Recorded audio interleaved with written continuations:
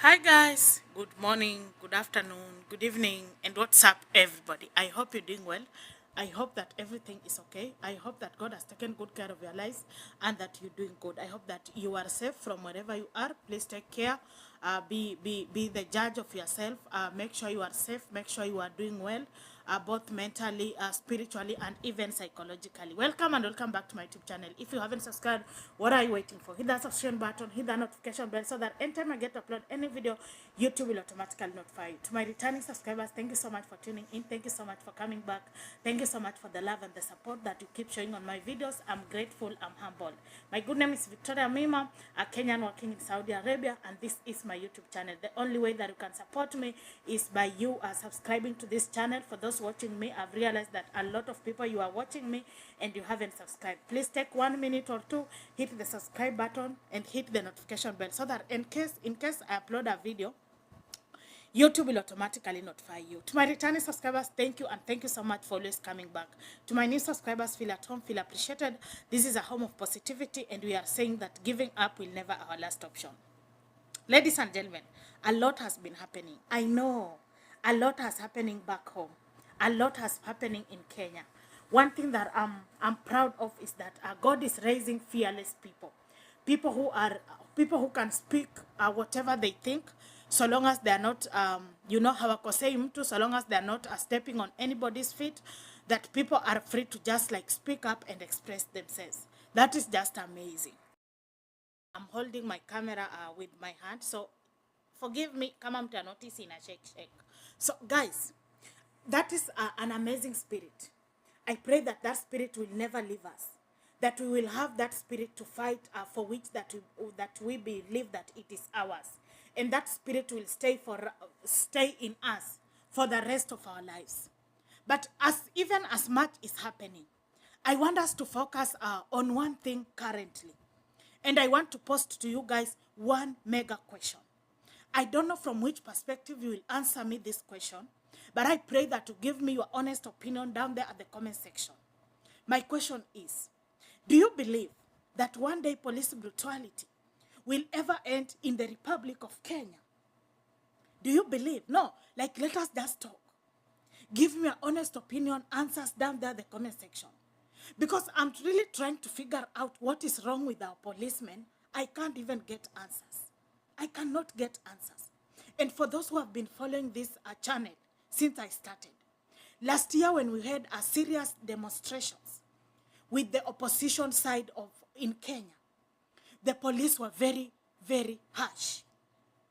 We can't even remember how many people lost their lives. I know up to today we've got people who are still traumatized by the last experience by our policemen. That was really shocking. To some point, even international community was forced to get involved. But things didn't work at all. But again today, I'm here asking you one question. Do you believe like kuharas watu, police watawai hata kuharas watu? Do you believe it?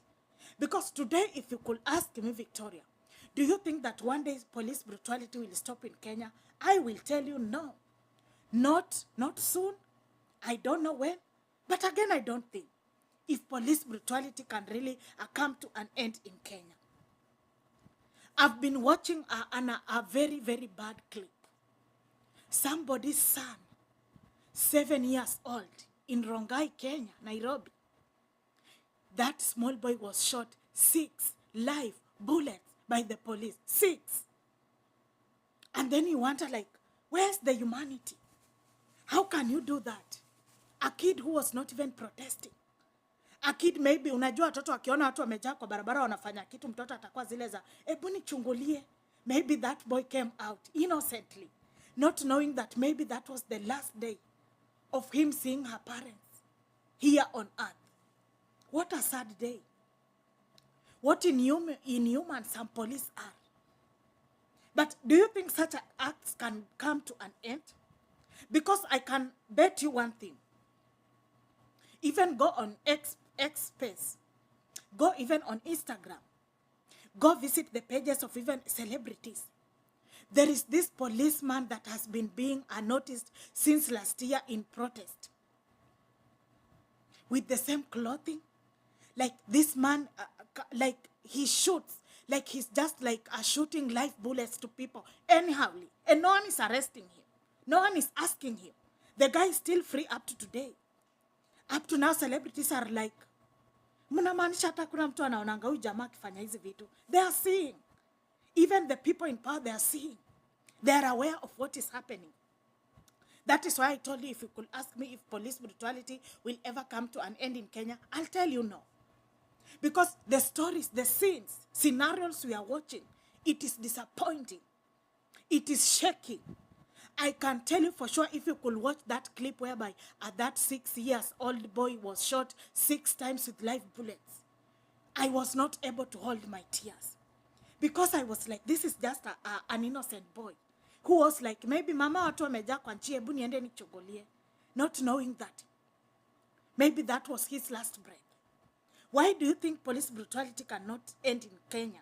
Or why do you think Victoria is saying, personally, I don't think if police brutality cannot end in Kenya. Of course, I know.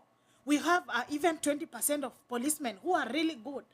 Look at KDF, how they handled protesters yesterday. After people are done protesting, KDF were behind them, escorting them to home. Because I believe KDF understand that we are here to take care, to protect these people, not to harm them, not to shoot them, not to torment them, not to harass them, not to beat them. We are here to like protect the life of these people. That is our job. Our job is just to protect and nothing more. Why do you think that I'm saying that police brutality cannot end in Kenya? Number one is corruption. I can tell you with my two big eyes looking at your face. It is corruption. We have big politicians even at some points. How many times have you seen when communities are clashes, big politicians will just go fetch policemen. They bring wanapiga watu marisasa and they go. Everywhere is corrupt.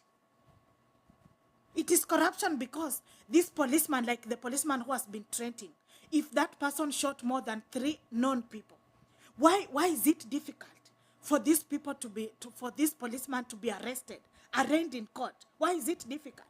You want to tell me that hakuna mtu anajua ni huyu msee huwa anashoot watu ni bullets? They are aware.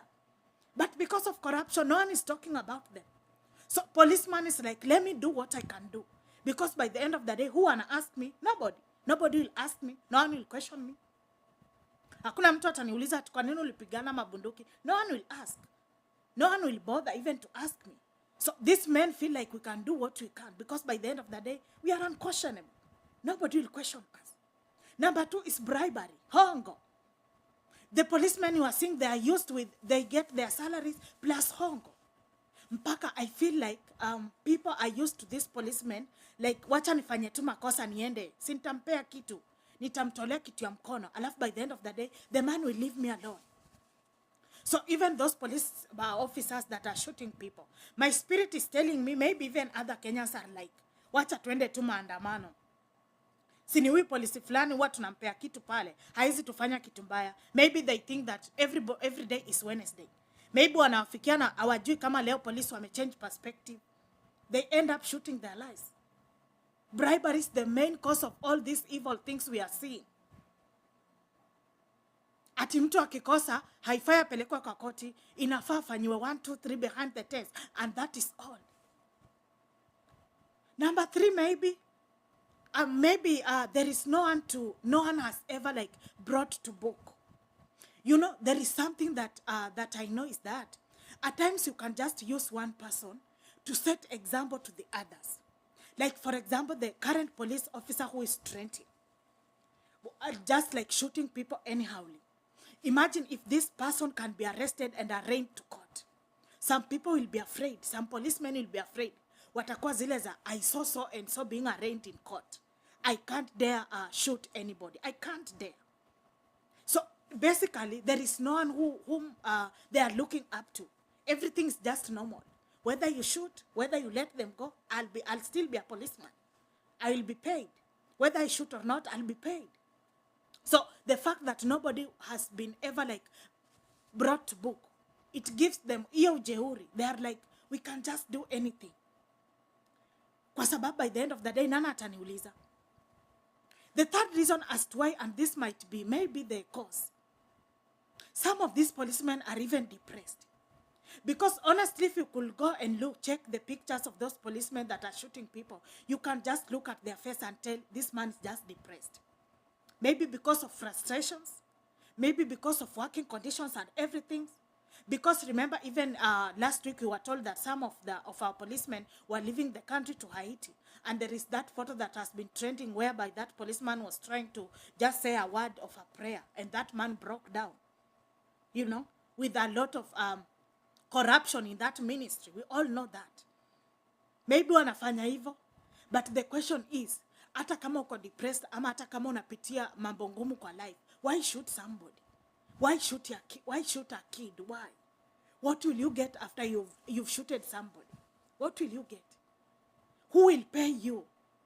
Let me address you guys. You see the blood, this blood you are causing, it will not go in vain. You might not pay. You might be being used by biggest politicians, but your kids will pay. Malipo ni hapa tu. Your kids will pay for it. Trust me, you know. Take this one to the nearest bank. Your kids will pay. Your generations will pay. You will sow what you are reaping now. You see this bloodshed you are causing right, left, and center because you know by the end of the day, nobody will ask you. You will pay for it. You will pay for it. At times I watch clips and then I'm like, kwani askara wakuangi watu ama? But again, I come and realize that we have those that are very good, those that are genuine people. There is this video of a woman police who was crying. Akisema, kwa nini mnatuambia to shoot watu? These are like our daughters. These are like our sons. Why are you telling us to shoot them? So I understand you have got like those good. But what can we do about this rogue policemen who shoots people right, left, and center, and they doesn't care at all? Yani mtu anakushoot na anabaki amekauka hivi macho.